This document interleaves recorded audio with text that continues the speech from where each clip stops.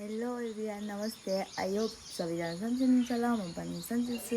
फेरि पनि आइसकेँ नयाँ भिडियो एन्ड ब्लग लिएर। आज चाहिँ म बिहानै स्टार्ट गरिरहेको छु।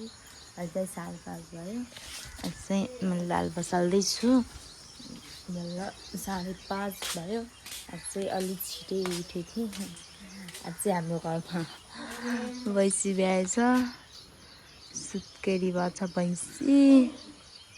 चाहिँ भैँसी ब्याएको थियो। यहाँ भैँसीलाई दाना पकाउँदैछौँ, सुत्केरी भैँसीलाई। त्यो बाबाले भैँसी नुहाइदिँदै हुनुहुन्छ। हेलो, हाम्रो भैँसीले धेरै दुध दिन्छ, दुईजनाले दिनुपर्छ भन्न। यही भन्ने पाडाले दुध खाएन, त्यही पाडाले दुध खाएन। त्यो त्यही भैँसीले धेरै दुध दिएछ, धेरै दुईजनाले दिएछन् भन्। के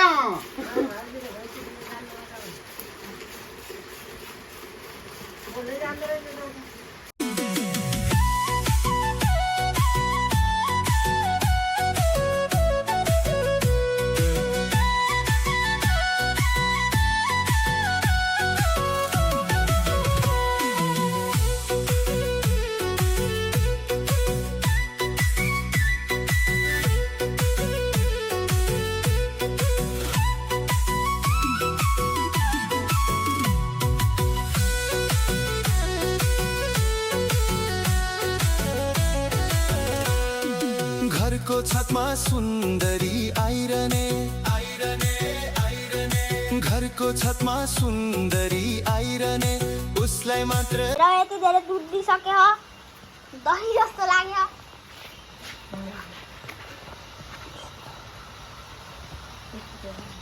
एरी कति थोरै दुध देखा नि?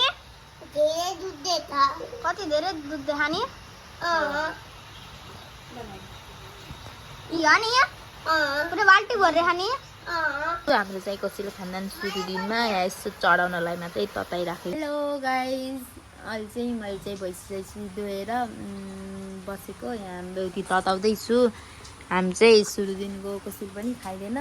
त्यही भएर अब त्यो चाहिँ अब खै भैँसीलाई दिनुहुन्छ कि के गर्नुहुन्छ। एक बाल्टी छ, पहिलोचोटि एक बाल्टी देखा। अब भोलि पर्सि झन् कति धेरै दिन्छ होइन। अहिले चाहिँ यहाँ बेहुती तताउँदैछु चढाउनको लागि यसो। अहिले भेटौँ ल। यहाँ तरकारी टिप्न आएको होइन। भैँसी धोएर अब पकाउनु पऱ्यो खाना पाएर होइन। यहाँ चाहिँ तरकारी टिप्न आएको। करेला छोडिनँ म। करेला त खासै ठुल्ठुला होइन नि, सानो सानो झन् खासै छैन।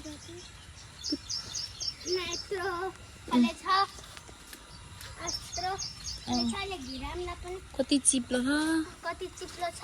हाय त्यही बाटो छ हाम्रो घला। गोला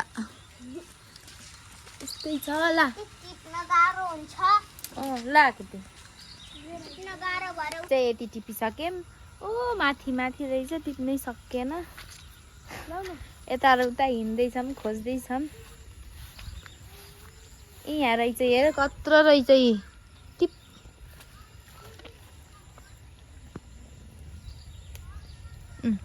कसैलाई चाहिए पार तरकारी हाम्रो घरतिर आउनु होला होइन। आकृति दिन्छस् कि नै? हेलो साथीहरू, अहिले चाहिँ म भैँसी धोएर घेरेर साँझ घाँस काट्न जानु लागेको। एकचोटि त लिएर आइसकेँ घाँस, दुईवटा मुठा।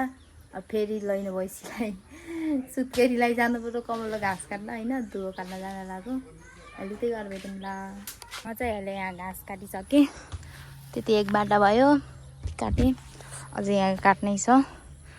एकदम हरियाली छ हाम्रो गाउँ चाहिँ पोखरी हो, माछा पोखरी। यसमा के हुन्छ त, माछा पोखरी हुन्छ। जता हेऱ्यो त्यतै होइन, माछा पोखरी छ। माछा खान मन लागे पार आउनु होला।